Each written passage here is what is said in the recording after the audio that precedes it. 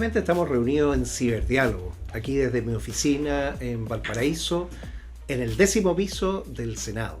Hoy nos acompaña Carlos Parker Grossi, una persona interesantísima de la región que tiene una experiencia tecnológica única, que nos va a contar no solo su vida, sino que qué es lo que ha hecho y, más importante, qué recomendaciones nos tiene para el futuro. En temas que son muy relevantes de inteligencia artificial, pero también de la transformación digital de gobierno. Cómo poder hacer que los gobiernos centren en las personas todo su esfuerzo y utilicen los datos para poder entregar mejores soluciones. Carlos, bienvenido, es un gusto tenerte. Bueno, siempre a nuestros invitados les damos al inicio para que se explayen, nos cuenten dónde naciste, qué estudiaste, qué has hecho, que te conozcan. Cuéntame. Perfecto.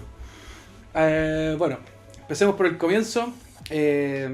Yo soy de acá de la región, limachino, nacido y criado, Limache viejo, digamos. Mi familia además lleva mucho tiempo en Limache, yo diría como 100 años debemos llegar ya en la región.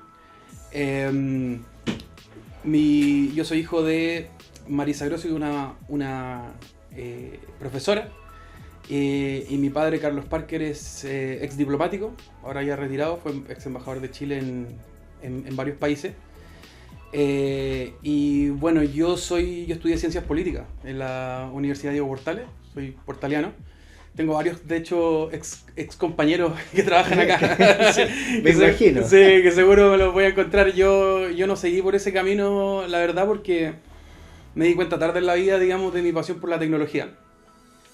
Fue algo que me di cuenta tarde, quizás si me hubiese dado cuenta antes hubiese estudiado programación o algo así. pero la verdad es que... Pero un buen consejo sí, a los alumnos. Ajá, sí, lo que pasa es que... Pero después me di cuenta en realidad, bueno, porque también las matemáticas nunca fueron lo mío. Así que no sé si tan bien me hubiese ido en una carrera como esa, pero yo logré encontrar mi lugar, digamos, en el mundo de la tecnología. Yo siempre he trabajado... He tenido como varios roles, digamos, dentro del mundo de la tecnología, pero encontré mi rol porque yo siento que más que por un tema de conocimiento, por un tema de habilidades, me he logrado posicionar siempre como en el lado de las habilidades blandas dentro de la industria. Que es algo que hace falta, digamos, en la industria tecnológica en general, porque... Habla muy en complicado, o sea, los términos que ocupan. Claro, y además a los programadores en general no les interesa mucho socializar, ni, digamos, digamos una debilidad que tiene la industria muchas veces por un tema ¿cómo se llama?, de tipo de mentalidad, ¿no? Entonces yo encontré mi lugar ahí desde en el lado comercial, siempre en el lado de la generación de alianzas, mucho a nivel de ecosistema, que me gusta mucho trabajar con ecosistemas de tecnología, que trabajo en varias partes del mundo. Temas de internacionalización, etcétera, y también desde el lado de la consultoría, pero la consultoría más estratégica, no tan técnica, sino que más bien el tema de los procesos, las políticas, estrategia y ese tipo de cosas. Pero no sé programar, digamos. Pero qué bueno. Pero tu primer contacto con un computador, ¿a qué edad fue? Muy chico. Yo siempre fui muy... ¿Te tocó vivir en un país afuera? No, yo empecé a viajar consistentemente, yo creo que como a los 15 años. Pero en realidad mi primera contacto con la tecnología siempre fue por los videojuegos. Pero si esa es la forma natural. Es la forma natural, o sea, yo aprendí inglés a hablar, gracias a los videojuegos también. Buena recomendación. Sí. También. Aprendí solo, de hecho.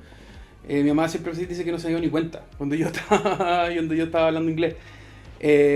Y eso fue extraordinario porque eso me abrió el mundo. O sea, yo no hubiese podido hacer todo lo que he hecho en este momento si no fuese por eso. Que en ese momento no me di cuenta lo importante que es, pero la verdad es que aprender idiomas, yo siempre he visto aprender idiomas como desbloquear partes del planeta, ¿verdad? Mira, ese es un sabio consejo, porque tú has dicho, mire, no es necesario aprender a programar, pero sí es necesario aprender a hablar inglés, sí, porque así puedes hackear o desprogramar o entender el mundo. Exactamente. O sea, si tú vas a un lugar y no hablas el idioma, ese país está bloqueado para ti, no puedes hacer nada, no puedes hacer negocio, no puedes hacer contacto, no puedes hacer absolutamente nada.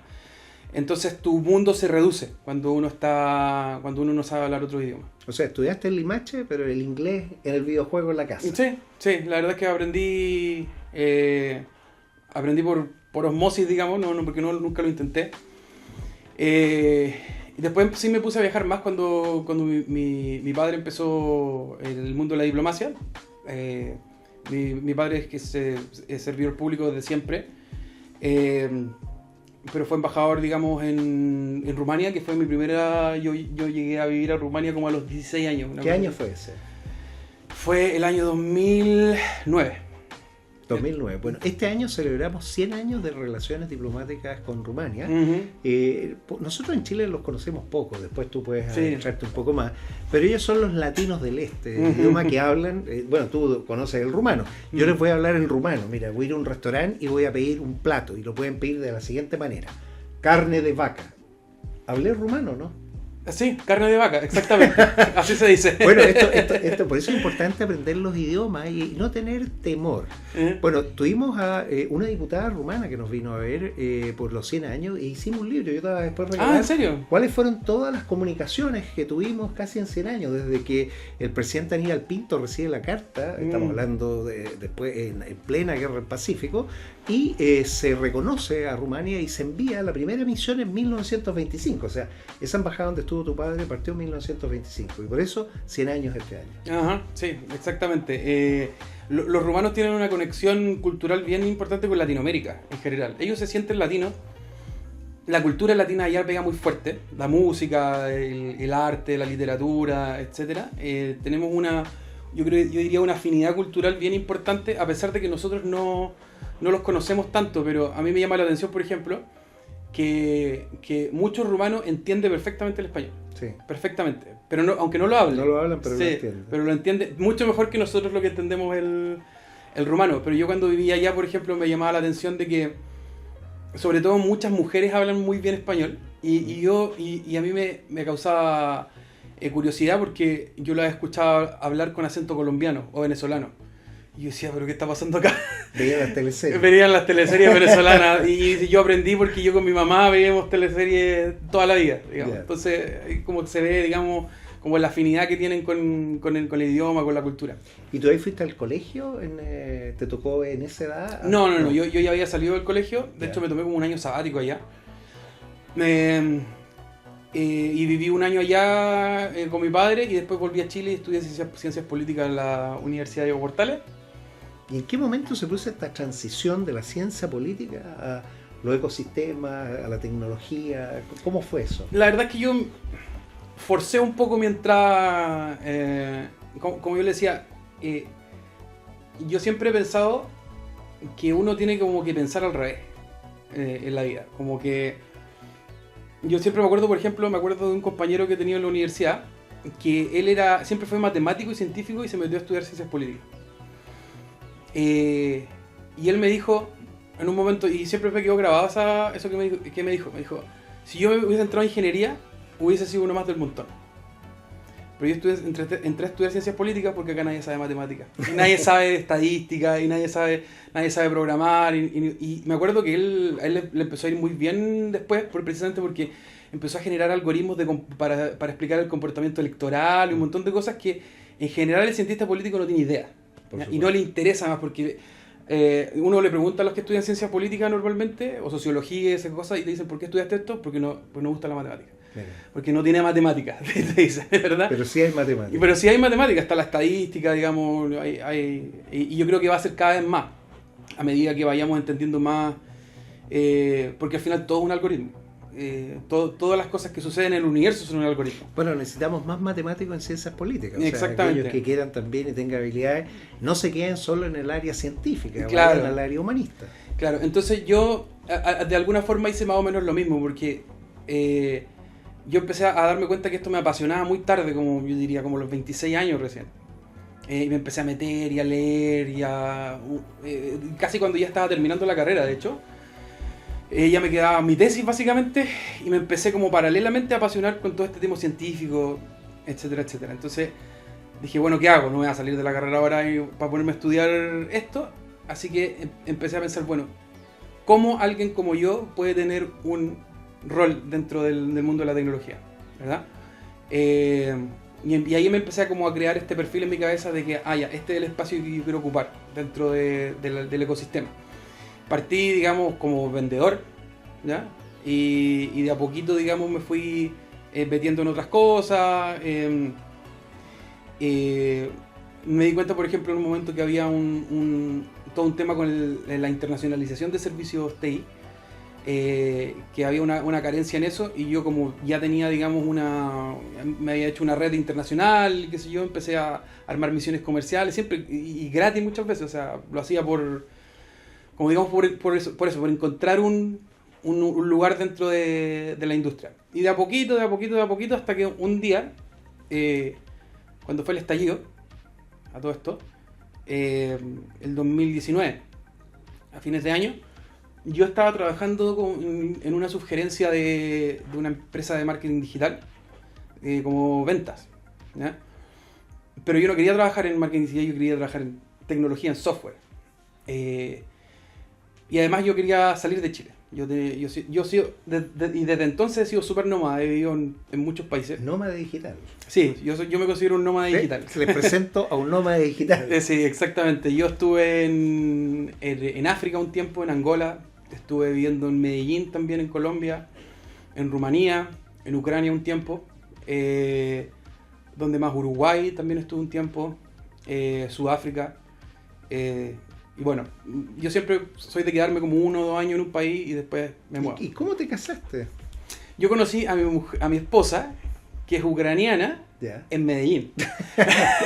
Ya, nómada digital. Real. Sí, o sea, bueno, este tipo... Slava Ucrania. Sí, Heroyan Slava.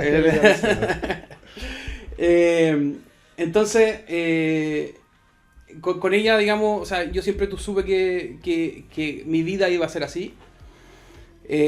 Yo no soy un tipo de persona que se pueda quedar mucho tiempo en un lugar. A mí me gusta esta vida, me gusta cambiarme de cultura, me gusta llegar a un país y no hablar el idioma. Ese es el tipo de cosas que a mí me mueve. Entonces, y ella lo sabe, ella siempre lo supo. Entonces, siempre hubo como una... No es fácil mantener una relación internacional, pero mientras las reglas del juego estén claras, digamos, las cosas funcionan. Entonces, bueno, yo me moví de cuando fue el estallido. La empresa donde yo trabajaba se fue a pique rápidamente, ¿sabes? Que cuando el marketing es lo primero que cortan las empresas. Sí, efectivamente, sí. Fue lo primero que se... Claro. Y yo estaba un poco atrapado en ese trabajo porque me estaba yendo muy bien. Y siempre decía, ¿cómo me voy a ir ahora? Tenía ganas de irme, pero estaba como un poco atrapado porque estaba súper cómodo, digamos. Y cuando fue el estallido, dije, ya no tengo nada que perder. Y ahí agarré mis cosas, pero esto fue una decisión, digamos, de 2 días. Agarré mis cosas, vendí todo y me fui a Rumania. Mira. Me fui a Cluj-Napoca, digamos. Cluj-Napoca está al norte de Bucarest, la capital, cerca de los montes, el distrito de Hungría. En la frontera con Hungría, el distrito de innovación que fue capital europea de la innovación. O sea, estamos hablando de un lugar, de un ecosistema fantástico. Absolutamente, le llamaban, bueno, hay muchos lugares donde le llaman como el Silicon Valley tanto, sí. Pero claro, ellos en mucho tiempo se habló como el Silicon Valley de Europa del Este, y yo sabía eso, yo dije, bueno, yo quiero ir a probar mi suerte allá, no a Silicon Valley, quiero ir al Silicon Valley de Europa del Este. Además es la ciudad de Europa con la mayor densidad de programadores de población, digamos, una ciudad que no es muy grande, deben ser como 400.000 habitantes, y creo que hay como 35.000 programadores, una cosa así. Entonces, lo que sí, muy ligado al tema de outsourcing, pero ahora se están moviendo más, digamos, como todos lados en realidad, porque el outsourcing es una industria que está súper mal, a productos, digamos, con valor agregado.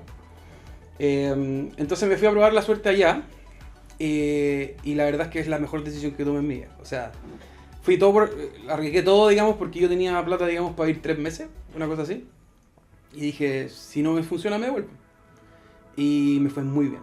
O sea, a las 2 semanas lo primero que hice fue tocar las puertas del Cluj IT Cluster, que es el ecosistema de innovación de allá, y me recibieron muy bien. Inmediatamente me invitaron a que fuera speaker en un evento. Ahí conocí a Daniel, que es mi actual socio y el gerente general de Arxia. Y empezamos una relación laboral, digamos, que se mantiene hasta el día de hoy. O sea, seguimos siendo amigos, socios, digamos, y hemos andado por todo el mundo, digamos. La empresa la expandimos por África, hemos hecho también algunas cosas en Latinoamérica, no tantas como quisiéramos, Asia también. Nada, ha sido todo un viaje, digamos, desde ese momento. Y yo siempre miro para atrás y digo, ¿qué pasaría si yo hubiese dicho nada? Bueno, esas decisiones son las que nosotros en la vida tenemos que siempre estar preparados. Uh-huh. La suerte, y esto lo dicen, esto es muy antiguo, es una combinación entre la preparación y la oportunidad. Exactamente. Tú estabas preparado, tuviste una oportunidad, bueno, y bingo, o sea, resultó. Sí. Ese es un sabio consejo. Sí. De este periodo, entonces, después vamos a pasar a la segunda etapa en donde nos vas a contar todo lo que has hecho. Uh-huh. ¿Qué cosas tú dejarías como las experiencias de vida para aquellos que están pensando en su futuro, construyendo su futuro, que están en esta etapa que te tocó a ti vivir y que de alguna manera muchos quizás en ti vean un modelo? ¿Qué les dejarías a ellos de esto? Mira, varias cosas. Como bien decía usted, claro, es la oportunidad, pero también las oportunidades hay que generarlas. Uno no puede estar esperando a que las cosas se le crucen por delante, ¿ya? Yo creo que hay momentos en la vida donde el desafío es que uno no tiene ninguna oportunidad.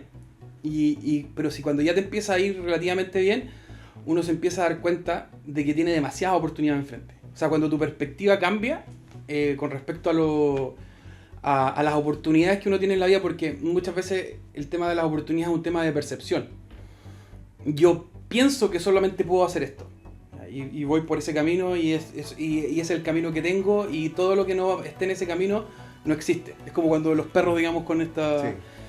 Pero cuando uno se le abre un poco como las perspectivas y se da cuenta de que, ¿sabes qué? Puedo irme a Japón si quiero. O sea, tengo libre albedrío, nadie me detiene, absolutamente nadie. A lo mejor tengo que juntar plata, un montón de cosas. Pero el abanico de oportunidades es infinito siempre. ¿Y cómo haces la preparación?